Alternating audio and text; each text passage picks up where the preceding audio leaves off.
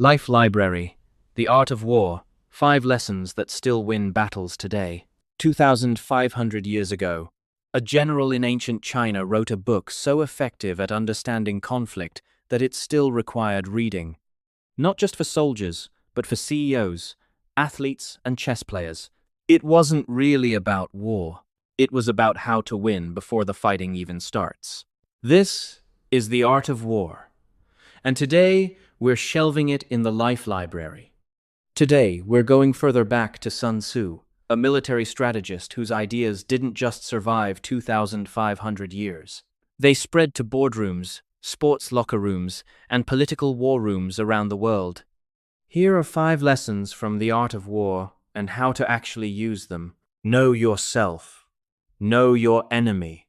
Sun Tzu's most famous idea boils down to this: the side that understands both itself and its opponent almost never loses. The side that understands neither almost never wins. Most people only do half of this.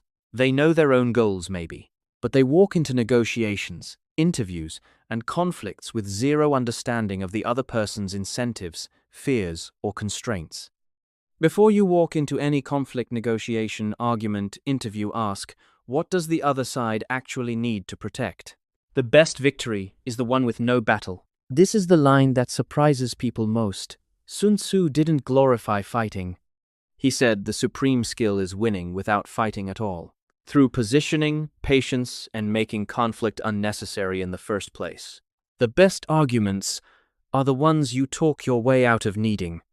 The best business wins are the ones where you outpositioned a competitor so well they never even entered your market.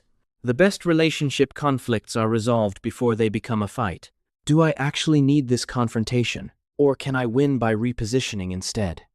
Appear weak when you are strong, strong when you are weak.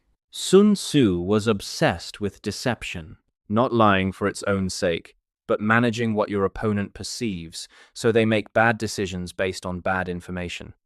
This shows up everywhere today. In salary negotiations, in startups that act bigger than they are to win their first big client, in athletes who hide an injury so opponents don't change their game plan. The danger here, and I want to flag this clearly, is that this principle can tip into manipulation if you're not careful. There's a difference between strategic discretion, not revealing every card you hold, and outright deceiving people in ways that harm them. We're talking about the former. You don't owe everyone full visibility into your position. Strategic discretion is not equal to dishonesty. Terrain matters. Pick your battleground. Sun Tzu spent huge portions of the book just on terrain, mountains, rivers, narrow passes, because where you fight changes everything about whether you can win. Translate that. The terrain of your life might be the platform you negotiate on, the time of day you have a hard conversation, or literally the room you choose to meet in. Ever notice how home court advantage is real in sports? Same psychology applies to a salary negotiation in your office versus theirs, or a tough conversation over text versus in person. Before a hard conversation, don't just think about what you'll say. Think about where and when you'll say it.